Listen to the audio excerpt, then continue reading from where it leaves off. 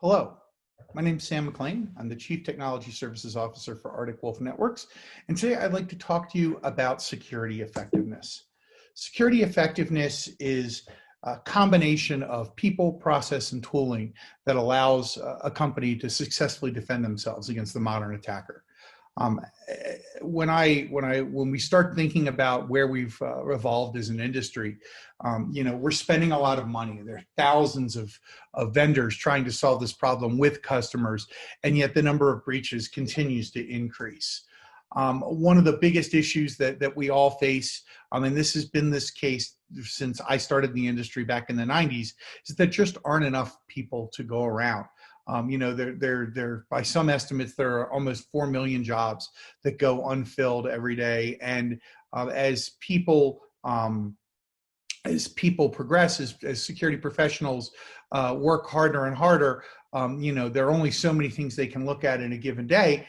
And just about everyone we talk to wears multiple hats, and they feel like they're underwater.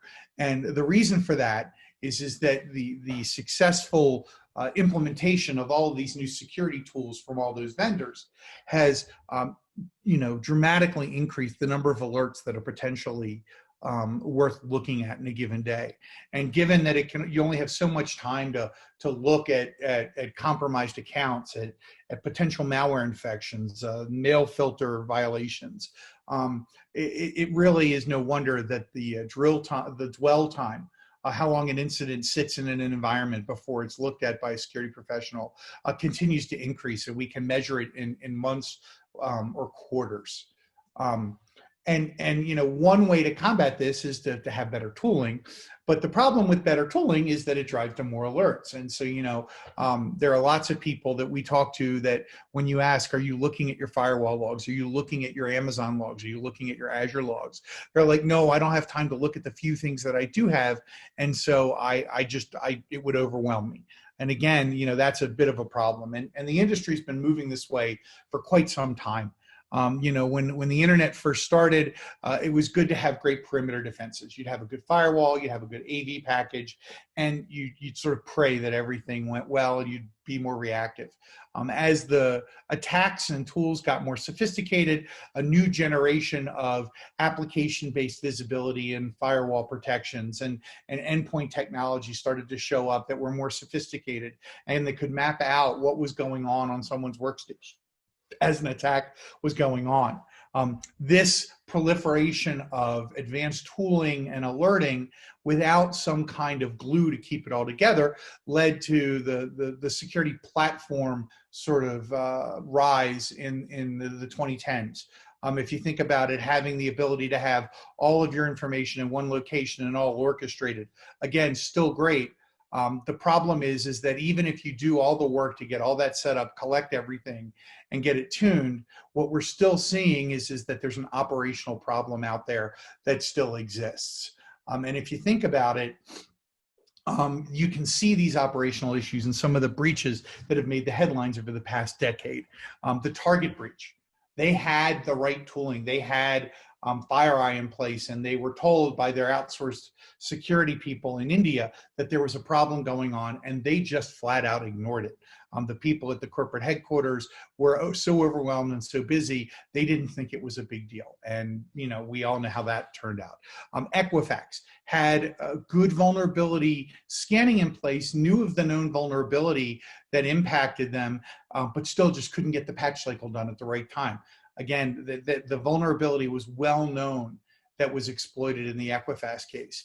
And then if you look just last year at the Capital One breach, again, the sort of addition of cloud to this whole mix, most people find cloud to be the easiest way to gain access to greater compute resources and to accelerate delivery of new services to their customers.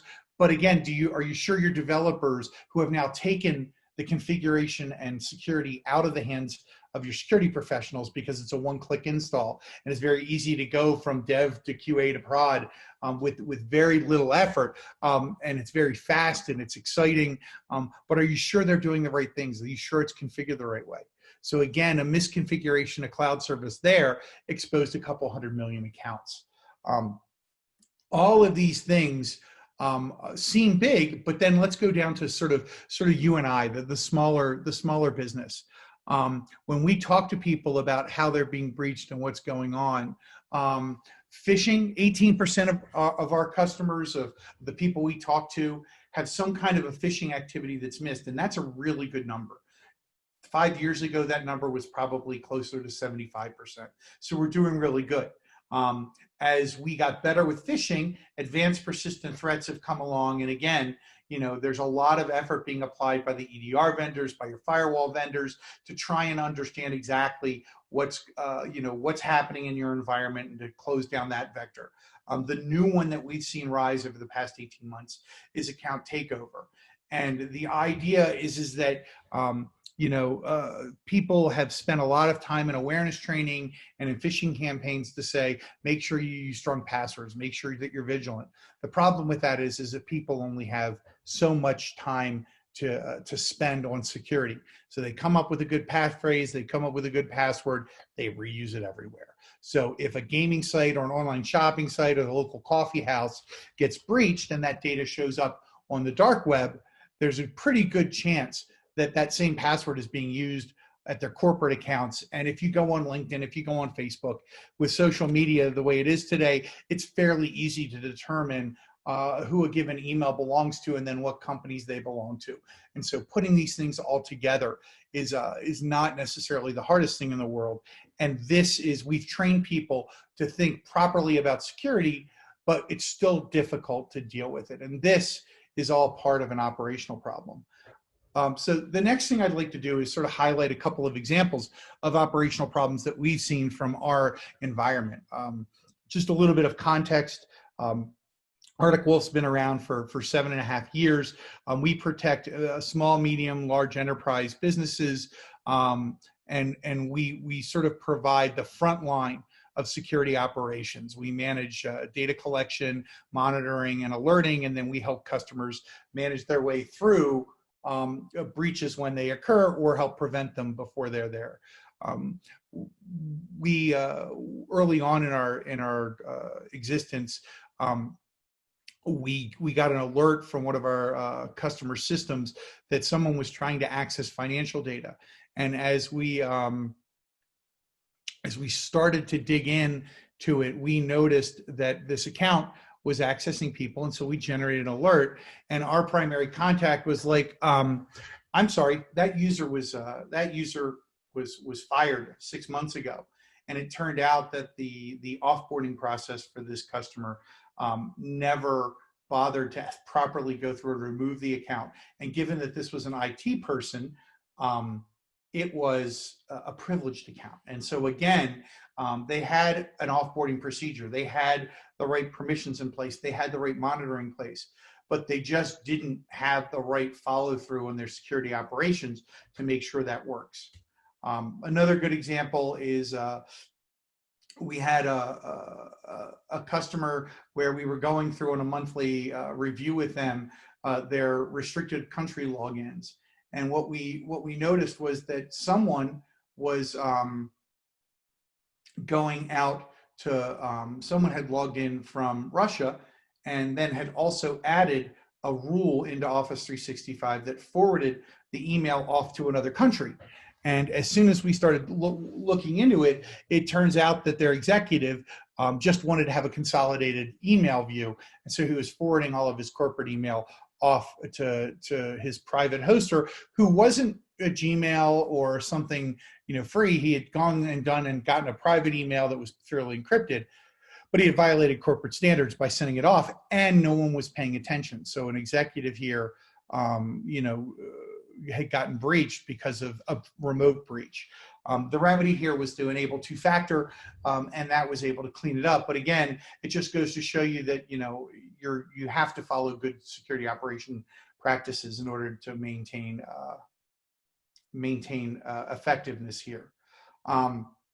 One of the other trends that we've seen in the industry, which is leading to security operations as sort of being at the forefront of the current efforts to provide proper security, is that the differences between the tools that I talked about earlier has definitely shrunk. It used to be, if you remember back in the old days of the 2000s, where everybody had antivirus testing that went through, is that you'd have, I blocked 95% of everything, and my next competitor blocked 70%, and this open source thing did 25%, and it was kind of horrible. Now when you see those same sort of charts, those same sort of graphs, everybody's within 2 percentage points of each other, from the most expensive, most complicated, most sophisticated tool, all the way down to something that comes with a product, like Microsoft ATP Defender or an open source AV engine. There is such a strong community of defenders that kind of intel must be shared in order for us to be effective. And so suddenly you have industry best practices followed by a majority of people with a common intel set. So the differences between these things are relatively small. And so the things that are actually that make things good here, that makes a strong security practice from a mediocre security practice, isn't necessarily the tooling. The other thing that's changing is that the threat landscape continues to evolve. And 6 months ago, if you had asked anybody if we were going to wind up with a 95% remote workforce in the world, they would have told you were crazy. But you know, as IT professionals, as security professionals, you know, a little pat on the back to us as an industry, we did an amazing job of migrating over the course of 2 to 3 weeks, everybody coming into brick and mortar locations to everybody working from their home, having access to the right data, having VPN access where needed. Lots of customers that we know did it very quickly and then went back and cleaned it up as they realized, okay, now that we've made all these changes, let's go back and do a penetration test, do an assessment of our configurations. But again, changes like that absolutely make it, you know, important to have good operational control over your environment and to have the right processes in place to say, okay, we just went through a major change. Now let's go back and do a little bit of a post-mortem and an assessment to make sure that everything's good. One of the other changes that's occurred while we've all been working from home has been a move to cloud. And if you think about it, a lot of people were migrating to cloud or were dabbling in cloud. They weren't sure exactly what cloud was going to do for them, and this just forced their hands. And so again, the ever-changing landscape requires that you know, we understand exactly what's going on. And so again, if you think about what we've talked about so far, you know, there's definitely a human shortage. We have a plethora of products and security vendors out there that is increasing the number of alerts that we need to deal with. The breaches just continue at an alarming pace where the outcomes are getting more and more disastrous because the amount of data and the type of data that's being stolen is there. And migration to cloud and current events only makes this harder. So what is the solution? How do you actually deal with this problem?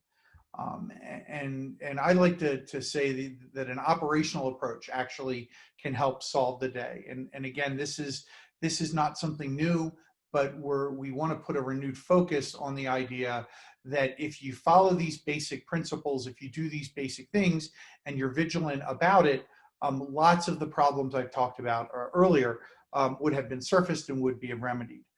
So the first step in an operational approach is to make sure that you understand everything that's going on in your environment.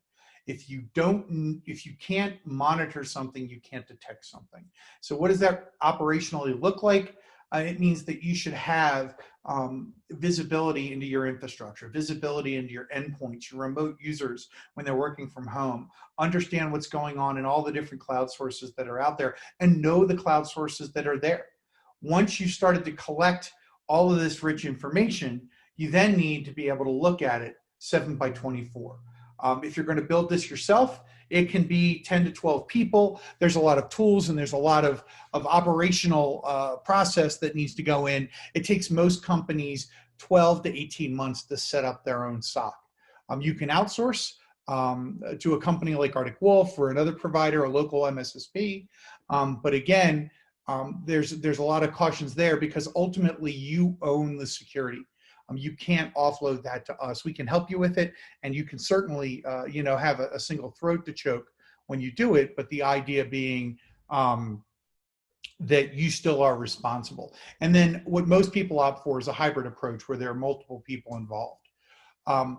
The reason one might look at outsourcing or those kinds of things is that you do need access to expertise. And if you can't put those people on staff, you need to be able to get a hold of them. And whether that's going to seminars, to meetings, to having a good peer group, you definitely need to have access to that expertise. You need to be able to understand the mental health of your employees and actually be able to compensate when they're burned out. And operational expertise at the detailed level, at the frontline level, is also needs to be supported with strategic guidance. Do you have a strategic plan for this year, for the next 3 years? Do you understand where security fits into your business models? And do you have someone that you can talk to quarter over quarter about whether or not you're being effective and whether or not you're having the impact on your business that you want? And lastly, you have to review your security operations, understand the metrics, mean time to detect versus mean time to respond. Are you following a security framework that's measurable so you can gauge gauge your progress and actually go back to your business owners and say, here's where we started the year, here's where we are now, here's where we want to go. And do you understand the impact what you're doing to your business? These are all really important things, but if you follow this cycle of operational effectiveness, you'll be able to solve the operations problem, because it's not a tooling problem. It's definitely a security operations problem. Thank you, and have a good day.